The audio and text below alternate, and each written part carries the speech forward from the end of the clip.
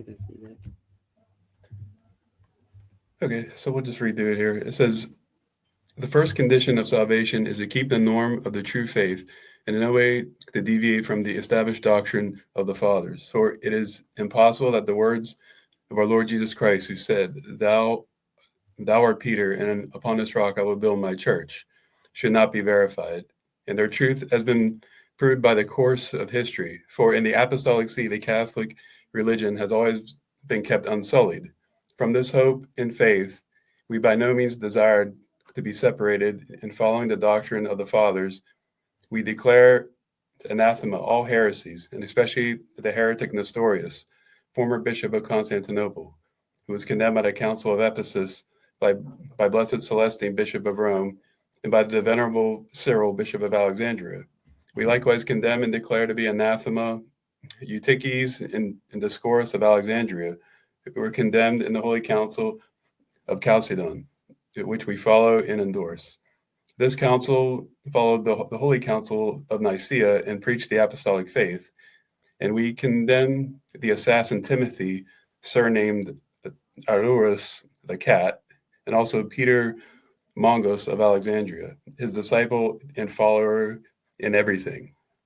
We also declare anathema their helper and follower, Acacius of Constantinople, a bishop once condemned by the Apostolic See, and all those who remain in contact in company with them. Because this Acacius joined himself to their communion, he deserved to receive a judgment of condemnation similar to theirs. Furthermore, we condemn Peter the Fuller of Antioch and all his followers together with the followers of all those mentioned above. Following, as we have said before, the Apostolic See in all things and proclaiming all its decisions, we endorse and approve all the letters which Pope St. Leo wrote concerning the Christian religion.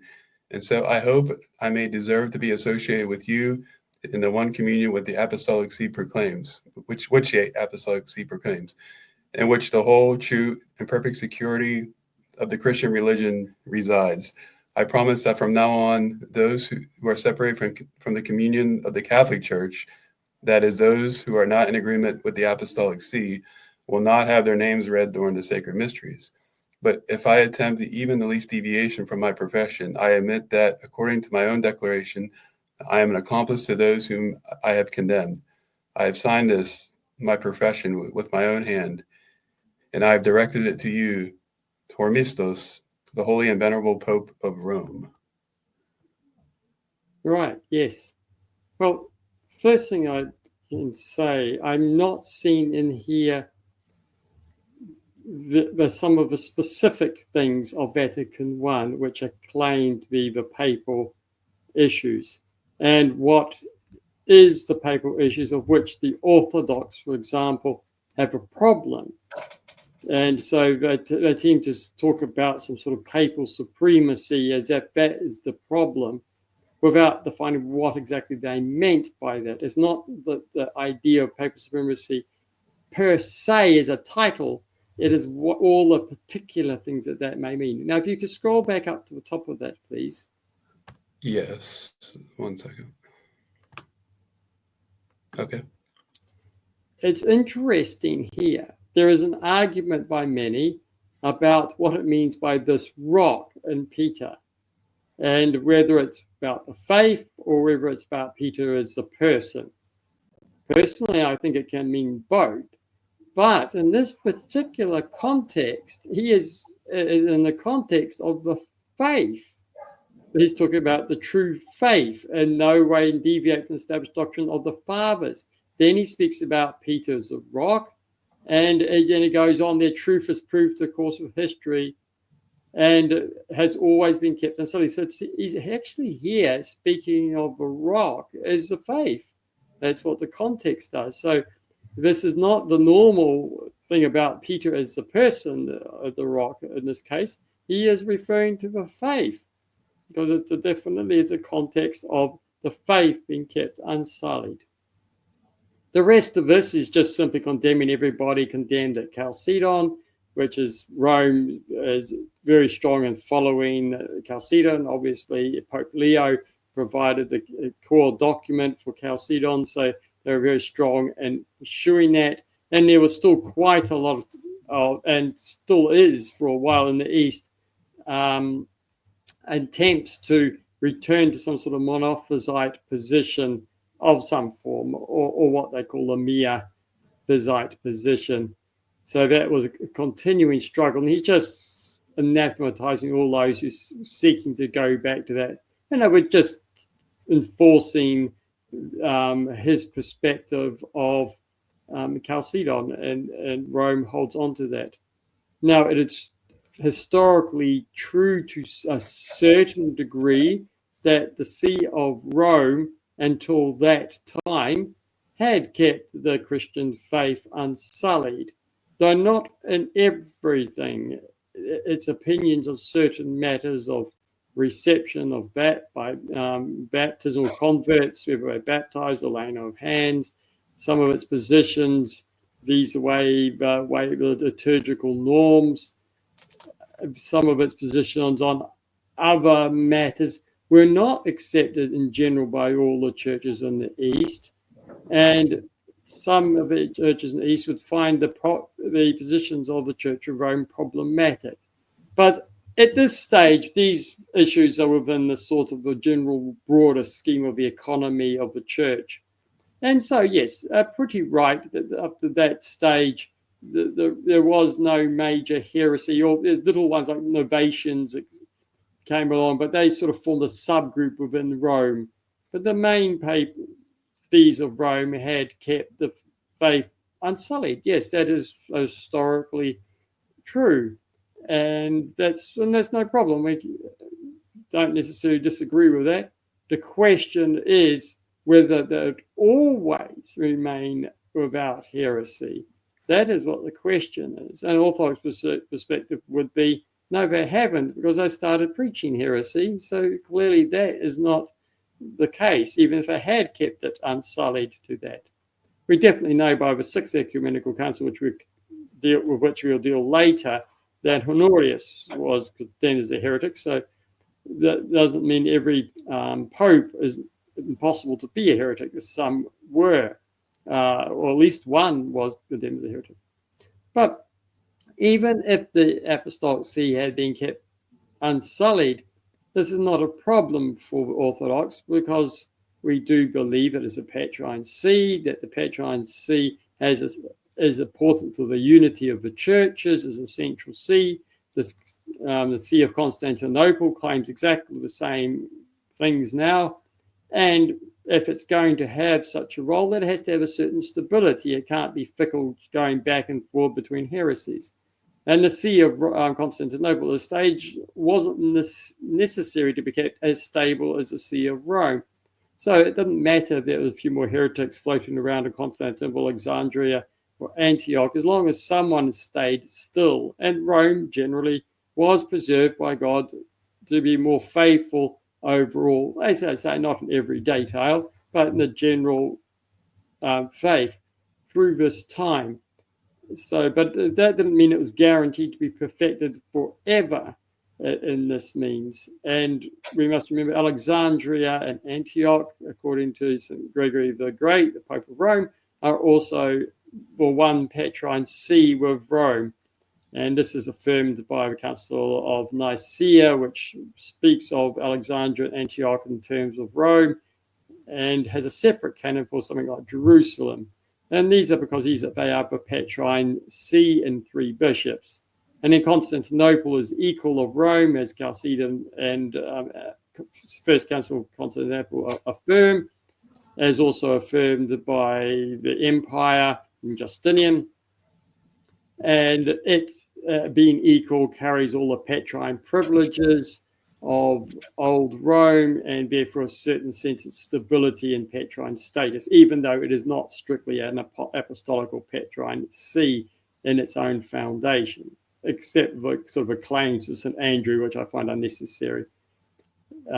So these sees are also have a certain level of apostolic, they're apostolic sees. Alexandria and Antioch are Petrine sees. So, yes, Rome is talking about itself, can talk about itself as the apostolic see, but the problem is that we mustn't think of it exclusively for the see of old Rome or the elder Rome. This was shared by the other sees. And there is no guarantee that any particular patriarch or bishop would remain without being a heretic. What was more important, that the see itself would remain stable. That, in other words, they wouldn't have sort of a run of more than 2 or 3 heretical bishops before an Orthodox bishop took his place. And if we look at the See of Constantinople, since 9th century, if earlier, since about this time even, since after the iconoclasm, has basically been maintained a solid orthodoxy. There is only a couple of exceptions.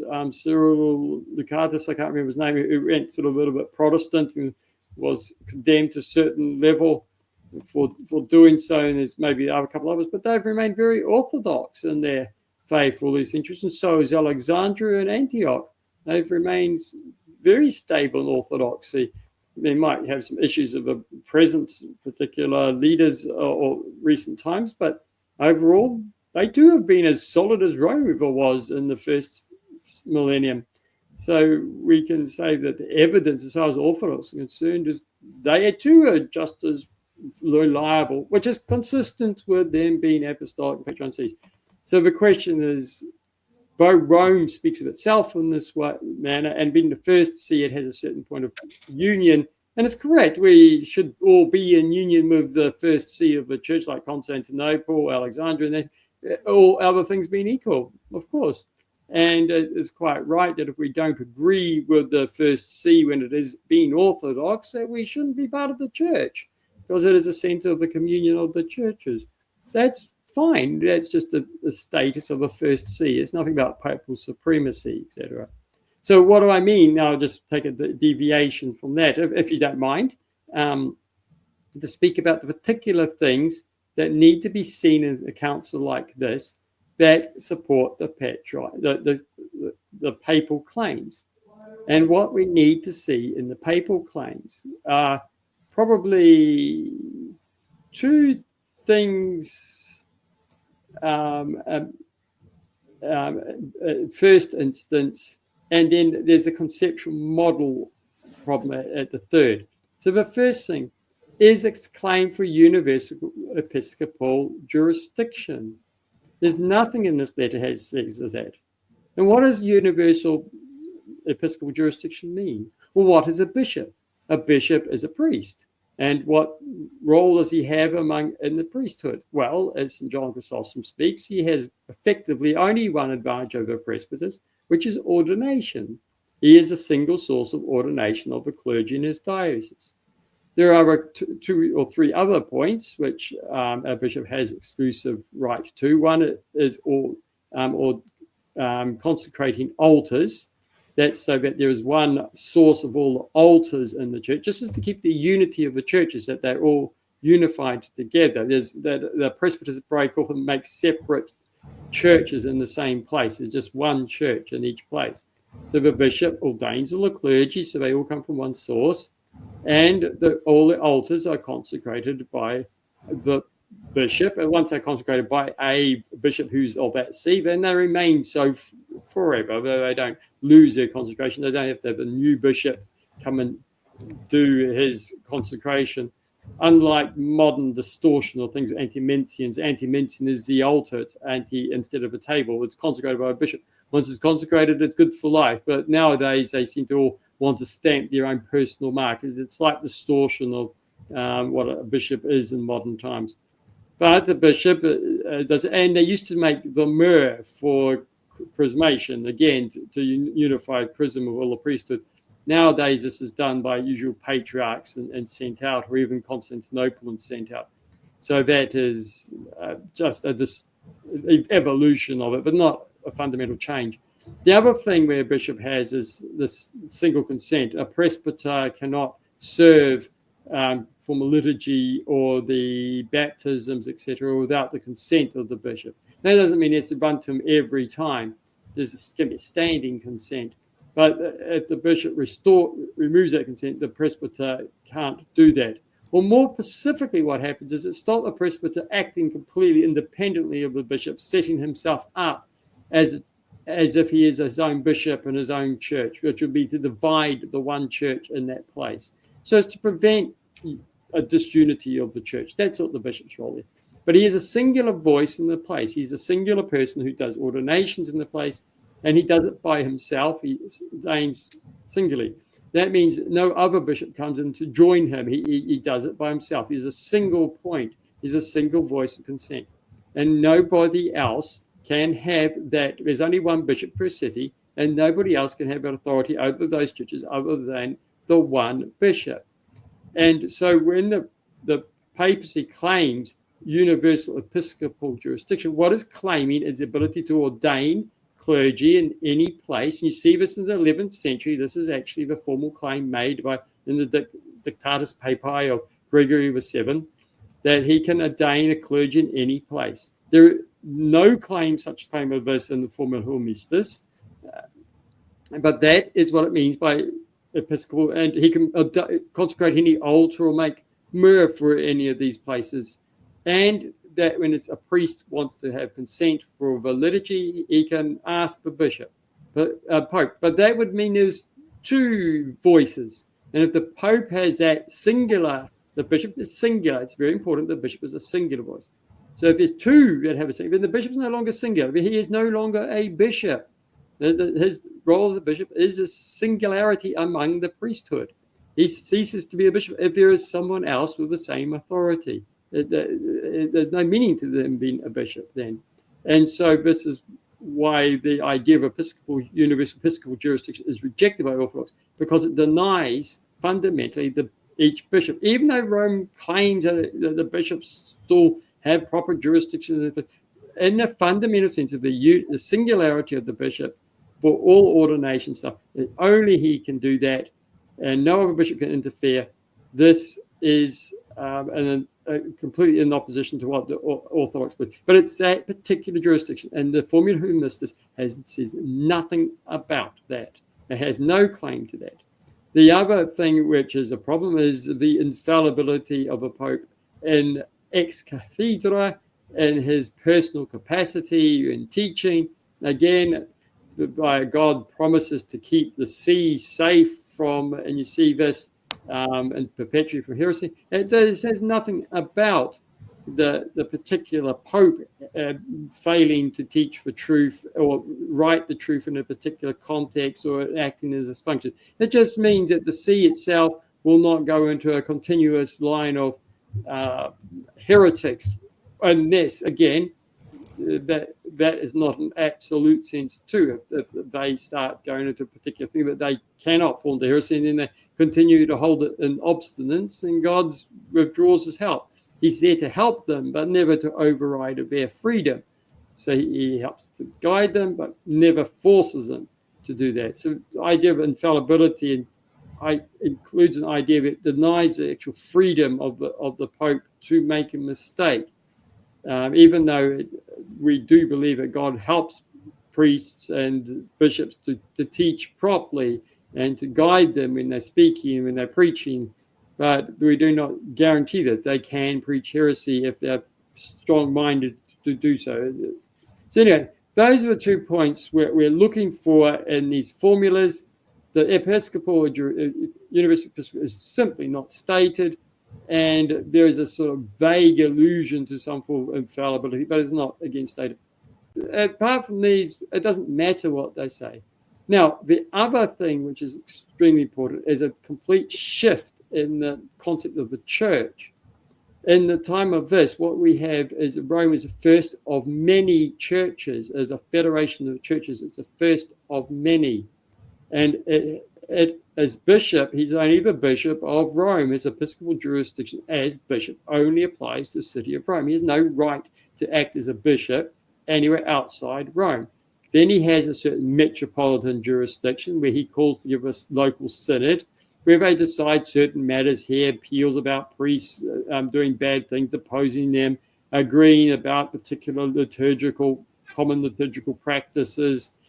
But generally, they're a court that hears all layman has been doing this or that and passing judgment, excommunications on the people, but particularly with the priesthood. Then he is I think, Exarch of Italy. He has an overview as a court of appeal for all the matters coming from the different synods throughout Italy.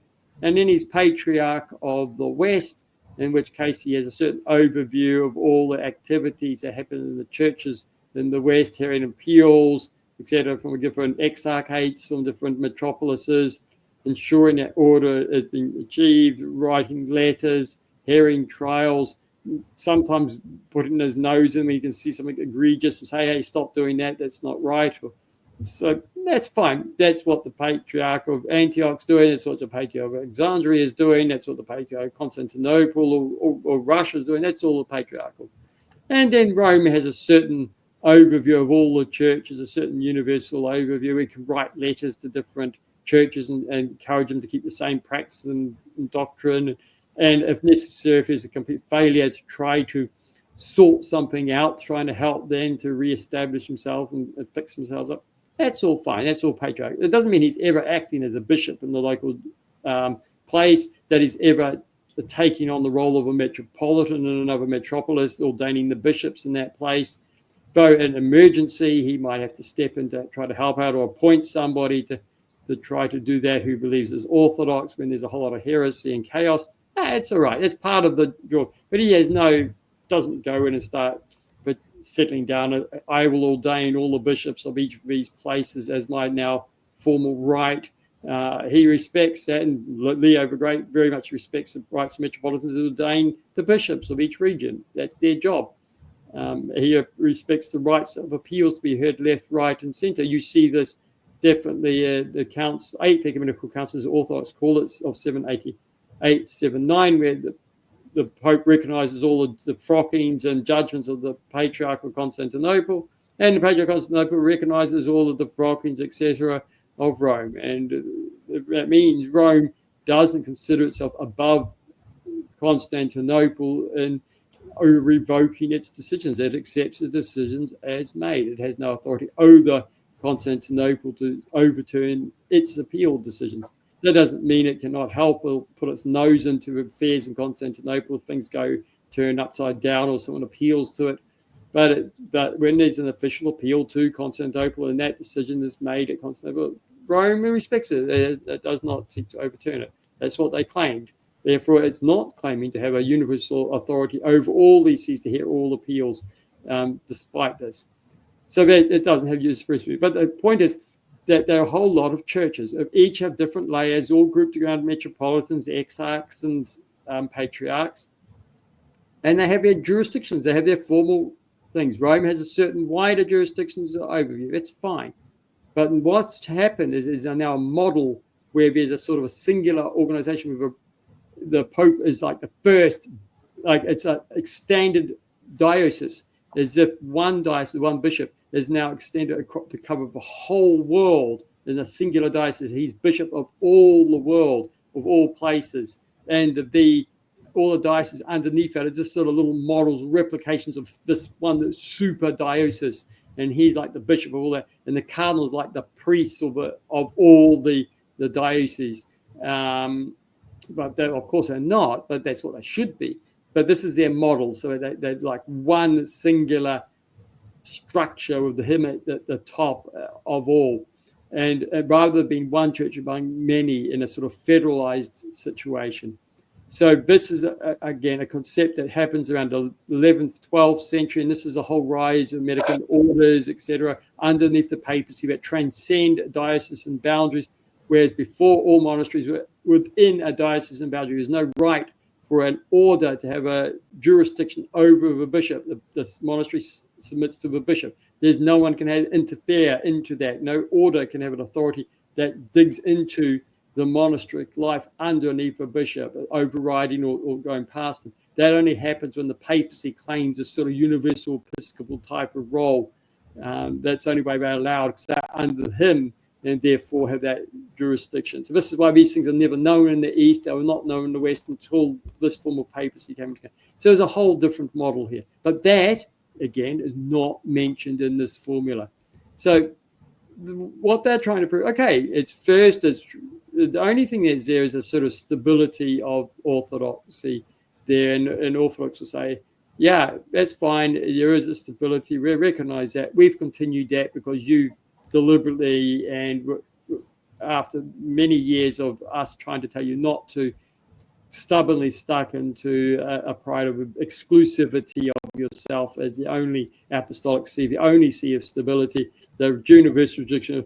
And this pride is just cut yourself off from the church. There's nothing to do with the traditions of the church. You're inventing your own things, and you're carrying on your pride and exclusively taking these claims to yourself, and God just cut you off. That's had enough of you. That's sort of arrogance. There's no place in the church. They've lost all humility. So that's our point is, yeah, God provides the stability, but when it gets into a point of arrogance and pride and exclusivity, he just takes his hand away and says, that's enough. He doesn't deny our humanity and our freedom. He works with it, not controlling it. Right. And I think it's good to point out that traditionally, the majority view of the fathers concerning the rock of Peter, that was referring to the faith. I mean, that was not. A number of them do speak about Peter, and it's fine. We can too. We can talk about the Petrine sees having a certain stability as a see, and that's important. We still have the see of Constantinople, Alexandria, and Antioch today. They have remained stable for 2,000 years. Their bits have broken off. Some of their patriarchs have broken off, and we've had sort of broken branches of some of these sees, but there's still been a continuing Orthodox presence in these sees, even though if you get maybe one or two heretics, then the Orthodox one comes back in, and so the see is overall has stayed Orthodox. That's fine. This is part of the Petrine promises, because these are important sees for the communion of the church to help the churches be united. If they all kept falling in and out, we would have chaos in the structure of the church, because everyone would go, oh, I'm Orthodox, or we have a correct communion, no, we have a correct communion. This is what happens with the old calendarists. They start breaking off because everyone is trying to argue, well, we've got it right. No, you haven't got it quite right. Oh, you did this wrong, therefore you're cut off from the church. Now we're the only church. There's no grace. No, this becomes a perpetual nonsense if we just collapse it to just simply the faith. No, we need a stability of the hierarchical institutions as well. And so Rome is right to sort of see that side of Rome as well. That's fine. We expect to see that in the fathers. It's when it started to just think about it exclusively for itself, and to the exclusion of recognizing the Petrine See of Alexandria as a Petrine See, and of Antioch, and also Constantinople was equal to it. And because Constantinople is equal to it, the Orthodox Church has lost nothing from Rome's stability, and it was allowed to fall because the stability is maintained perfectly adequately. Everything that Rome provided to the churches continued with Constantinople.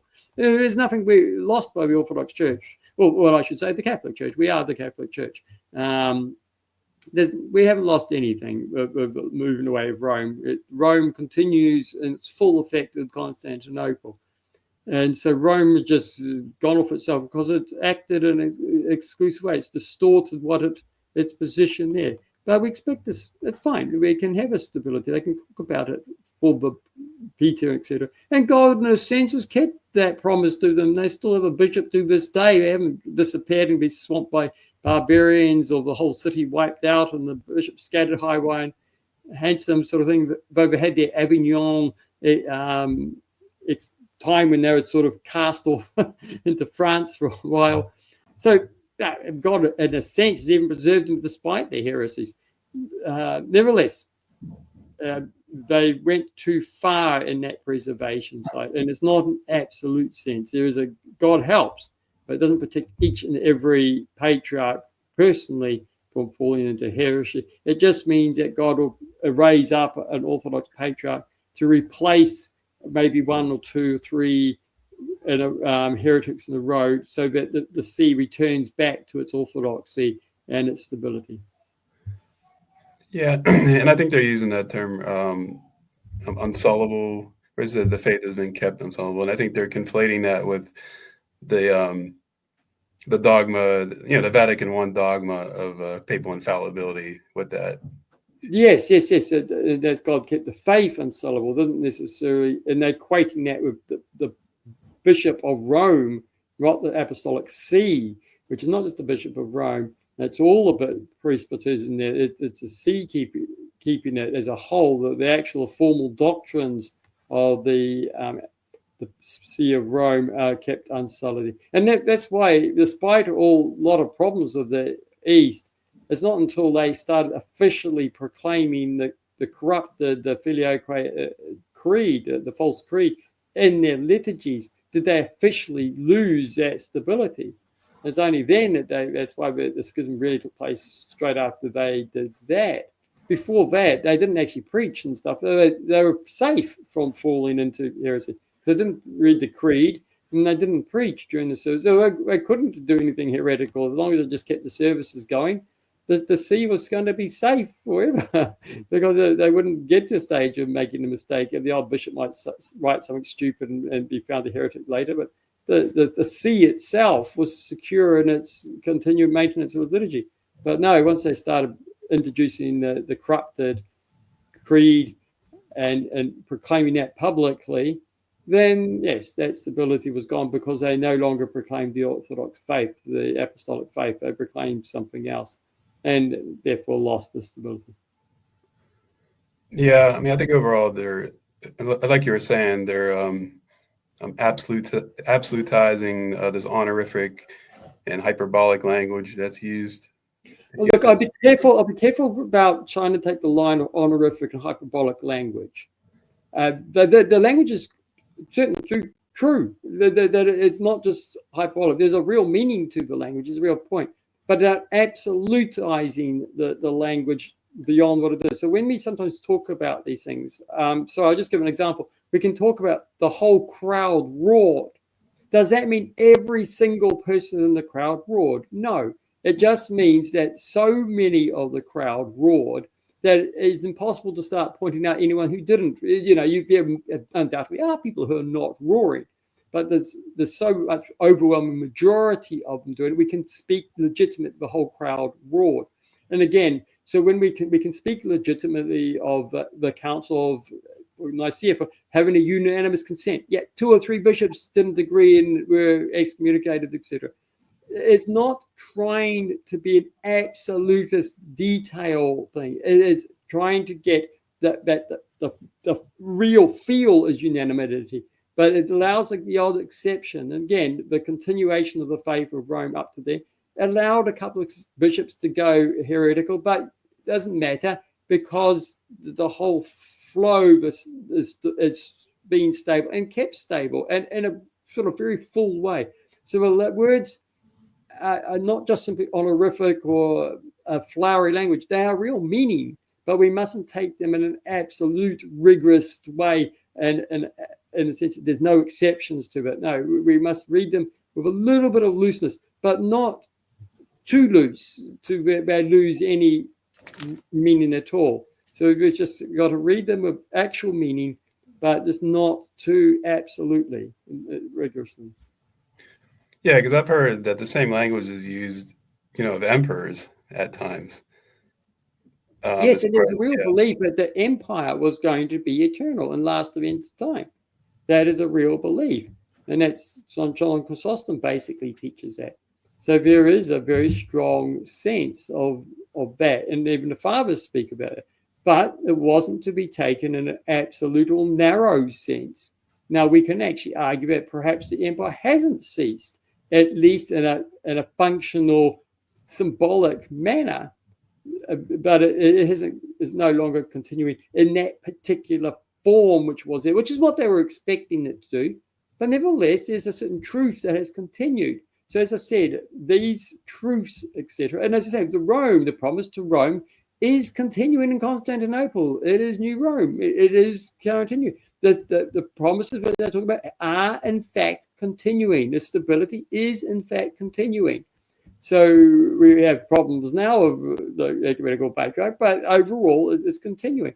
So it just thinking of things in a narrow, limited sense and only thinking in it there. But we mustn't move to the other extent of just flowery language, etc. No, there's some real truths to this. And so we've got to be careful not to jump from one extreme to the other. It's just no, it's not. He has a real authority. very certain authority. It's not just a title of honor. There's a real authority there. But it's what do we mean, exact limits of authority, and not jumping to excesses of it's absolute. Dining bishops and all that never fails and to make a wrong. He never makes a wrong decision. He never fails in his authority. And this is an absolutization, which is the problem. But it doesn't mean that there isn't a certain stability and correctness that and long-term sense, which we are to hold on to. Yes. I'm not sure if you're aware of this, but I've heard from other sources that as far as this formula of Hormisdas, that only the Patriarch of Constantinople signed off on this one, and that there was other ones that were produced for the other patriarchs, and the wording is different in those ones. Yeah, it could be. There's often we see that some of the wording you see in the Latin text is different from what's in the Greek text. But anyway, I don't mind that this text can be said to be fine as it is. And I think there's that classic saying when the Patriarch of Constantinople signs off on this, is See of Rome and Constantinople are one see, which is correct. Yeah. They are one see. They are one see of Rome in two places, just as Alexandria, Antioch, Rome are one Petrine see and with three bishops, as St. Gregory the Great teaches. This is the teaching of the Pope when he wrote an official letter to the Dioscorus of Alexandria in his capacity as Pope. The same level of teaching authority as expected from Honorius when he was writing his letters before which he was condemned to heresy.